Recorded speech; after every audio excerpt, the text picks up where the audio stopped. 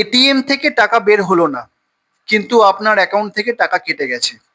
ভাবুন, আপনি এটিএম এ গেছেন 5,000 টাকা তুলতে, কিন্তু এটিএম থেকে টাকা বের হলো না, অথচ আপনার মোবাইলে এসএমএস এলো যে আপনার অ্যাকাউন্ট থেকে 5,000 টাকা কেটে গেছে। এরকম হলে একদম ঘাবড়াবেন না।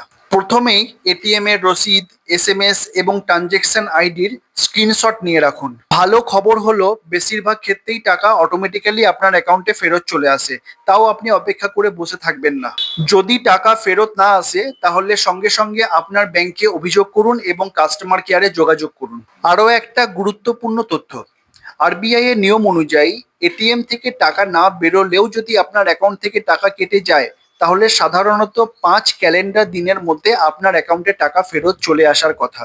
যদি এই 5 ক্যালেন্ডার দিনের মধ্যে আপনার অ্যাকাউন্টে টাকা ফেরত না আসে, তাহলে আপনি ব্যাংকের কাছ থেকে ক্ষতিপূরণ দাবি করতে পারেন। তাই আতঙ্কিত হবেন না, সচেতন হন। যদি ভিডিওটা আপনার ইনফরমেটিভ মনে হয়, তাহলে আপনি ভিডিওতে একটা লাইক এবং শেয়ার করতে পারেন, এবং ভবিষ্যতে এরকমই ইনফরমেটিভ ভিডিও আরো পেতে এই চ্যানেলটাকে বা পেজটাকে একটা সাবস্ক্রাইব বা ফলো করে রাখতে পারেন। ধন্যবাদ। আমি বিশ্বজিৎ বোস।